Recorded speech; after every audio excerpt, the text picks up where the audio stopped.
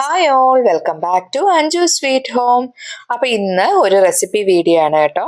നമ്മുടെ സദ്യകളിൽ മുൻപന്തിയിൽ നിൽക്കുന്ന പ്രഥമ പ്രധാനിയായിട്ടുള്ള 101 കറിക്ക് സമനായ നമ്മുടെ സ്വന്തം ഇഞ്ചിക്കറിയാണ്. ഇത് പുളിയിഞ്ചിയല്ല, ഇഞ്ചിക്കറിയാണ് കേട്ടോ.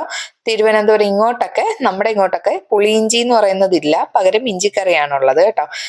പുളിയിഞ്ചി എനിക്ക് തോന്നുന്നു വടക്കോട്ട് തൃശ്ശൂർ അങ്ങോട്ടൊക്കെയാണെന്ന് തോന്നുന്നു കൂടുതലുള്ളത്. നമ്മുടെ ഇങ്ങോട്ട് ഞാൻ അധികം കണ്ടിട്ടില്ല. അപ്പൊ ഇന്ന് നമുക്ക് ഇഞ്ചിക്കറി എങ്ങനെയാണ് ഉണ്ടാക്കുന്നതെന്ന് നോക്കാം കേട്ടോ. അപ്പൊ അതിനായിട്ട് ഞാൻ ഇഞ്ചി ഇതുപോലെ കനം കുറച്ച് വട്ടത്തിൽ അരിഞ്ഞു വെച്ചിട്ടുണ്ട് കേട്ടോ. അപ്പൊ നിങ്ങൾ ഇച്ചിരി കനം കൂടുകയാണെങ്കിലും എല്ലാ ഇഞ്ചിയുടെ വട്ടവും ഒരേ അളവിലാവാൻ ശ്രമിക്കണം, കാരണം ഇത് നമുക്ക് വറുത്ത് കോരാനുള്ളതാണ്, അതുകൊണ്ടാണ്. പിന്നെ ഒരു 1/4 ടീസ്പൂൺ മഞ്ഞൾപ്പൊടി, 1 ടീസ്പൂൺ മല്ലിപ്പൊടി, 3 ടീസ്പൂൺ കാശ്മീരി മുളക് പൊടി. നിങ്ങൾ നല്ല എരിവുള്ള മുളക് പൊടിയാണ് എടുക്കുന്നതെങ്കിൽ 1 ടീസ്പൂണോ 1.5 ടീസ്പൂണോ അങ്ങനെ ചേർത്താൽ മതിയാവും കേട്ടോ. പിന്നെ പുളിയാണ്, ഇതൊരു നാരങ്ങ വലിപ്പമുള്ള പുളി 1 കപ്പ് വെള്ളത്തിലിട്ടതാണ്. പിന്നെ 1.25 ടേബിൾ സ്പൂൺ ശർക്കര. ഇത് പച്ചമുളകും തൊണ്ടൻമുളകും കൂടെ കട്ട് ചെയ്തതാണ് കേട്ടോ, ചെറുതായിട്ട്. അപ്പൊ ഇനി നമുക്ക് ഇഞ്ചി വറുക്കാനായിട്ട് ഒരു പാത്രം വെച്ചു കൊടുത്ത് അതിലേക്ക് വെളിച്ചെണ്ണ ഒഴിച്ചു കൊടുക്കാം.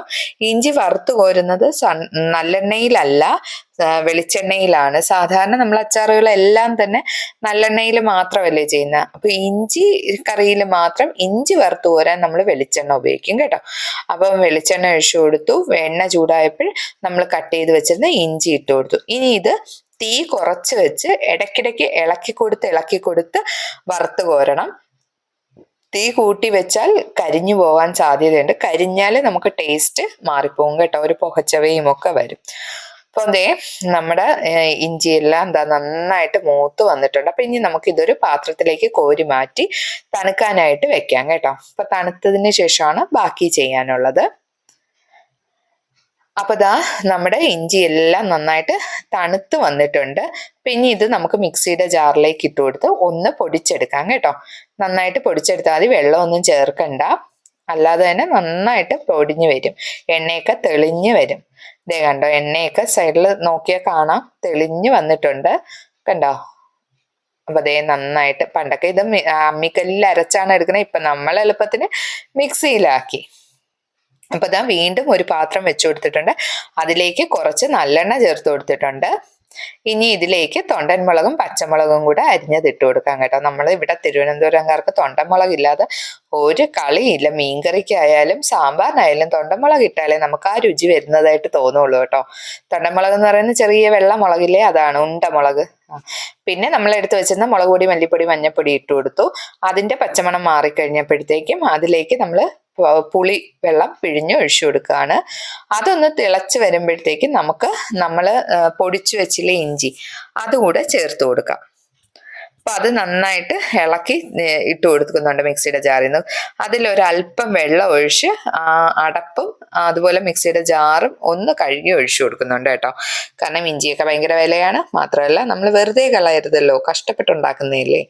അപ്പൊ അതുകൊണ്ട് ഇച്ചിരി വെള്ളം ചേർത്ത് കൊടുത്തിട്ടുണ്ട്. ഇനി നമ്മൾ ഉപ്പിട്ടിട്ടില്ല, അപ്പൊ ആവശ്യത്തിന് ഉപ്പിട്ട് കൊടുക്കാം. ഇനി ഇതിലേക്ക് നമ്മൾ എടുത്തു വെച്ചിരിക്കുന്ന 1.5 ടേബിൾ സ്പൂൺ ശർക്കര ചീകിയത് അതുകൂടെ ഇട്ട് കൊടുക്കാം കേട്ടോ. ഇപ്പൊ എൻ്റെ കയ്യിൽ കിട്ടിയ ശർക്കര എന്ന് പറയുന്നത് ലൈറ്റ് കളറാണ് കേട്ടോ. ഡാർക്ക് കളറാണെങ്കിൽ നമ്മുടെ ഇഞ്ചിക്കറിയും നല്ല കടുത്ത കളറിൽ ഇരിക്കും കേട്ടോ. പിന്നെ നന്നായിട്ടൊന്ന് തിളച്ച് കുറുകി വരണം ഇതങ്ങ്. കാരണം ഇഞ്ചിക്കറി എന്ന് പറയുന്നത് ഒരു തൊട് കറിയാണല്ലോ, നമ്മുടെ ഇലയുടെ അറ്റത്ത് വെക്കുമ്പോൾ ഇങ്ങനെ ഒഴുകി പോവത്തില്ലല്ലോ, അതങ്ങനെ ഇരിക്കണ്ടേ. അപ്പൊ അതുകൊണ്ട് അതൊന്ന് ചെറുതായിട്ടൊന്ന് കുറുകി വരണം. അപ്പൊ ഇത്രയും നന്നായിട്ട് കുറുകിയിട്ടുണ്ട്. ഇനി അത് പാത്രത്തിലേക്ക് മാറ്റാം. ഇനി ഇതിൽ കടുക് താളിച്ചൊഴിക്കണം. അപ്പൊ അതിനായിട്ടൊരു പാത്രം വെച്ചു കൊടുത്ത് അതിലേക്ക് കുറച്ച് നല്ലെണ്ണ ഒഴിച്ചു കൊടുത്തു. കടുക് ഇട്ട് കൊടുത്തിട്ടുണ്ട്. എണ്ണ ചൂടിയായപ്പോൾ കടുക് പൊട്ടിയതിന് ശേഷം വറ്റൽമുളകും അതുപോലെ തന്നെ കറിവേപ്പിലയും ചേർത്ത് കടുക് താളിച്ചിട്ടുണ്ട്. ഇനി ഇത് നമുക്ക് ഇഞ്ചിക്കറിയിലേക്ക് ഒഴിച്ച് നമുക്ക് ഉപയോഗിക്കാൻ എടുക്കാവുന്നതാണ്. അപ്പൊ ഏത് അച്ചാറിട്ടാലും ഇതുപോലെ ഇങ്ങനെ മീതെ എണ്ണ തെളിഞ്ഞ് നിൽക്കുന്ന രീതിയിൽ എണ്ണ ഒഴിച്ചു കൊടുക്കണം. അപ്പൊ എത്ര നാൾ വേണോ നമ്മുടെ ഇഞ്ചിക്കറി കേടാവാതിരിക്കും. അപ്പൊ എല്ലാവരും വീഡിയോ കണ്ടല്ലോ, തീർച്ചയായിട്ടും നിങ്ങൾ ഈ ഓണത്തിന് എന്തായാലും ഈ ഇഞ്ചിക്കറിയുടെ റെസിപ്പി ഒന്ന് ട്രൈ ചെയ്ത് നോക്കണേ. അപ്പൊ വീഡിയോ കണ്ട് ഇഷ്ടപ്പെട്ടാൽ നിങ്ങൾ തീർച്ചയായിട്ടും നിങ്ങളുടെ ഫ്രണ്ട്സിനും ഫാമിലിക്കും ഒന്ന് ഷെയർ ചെയ്ത് കൊടുത്ത് എന്നെ ഒന്ന് സപ്പോർട്ട് ചെയ്യണേ. അപ്പൊ ഇതുപോലെ നല്ലൊരു വീഡിയോ ആയിട്ട് നമുക്ക് വീണ്ടും കാണാം. അതുവരേക്കും എല്ലാവർക്കും bye. Thank you for watching.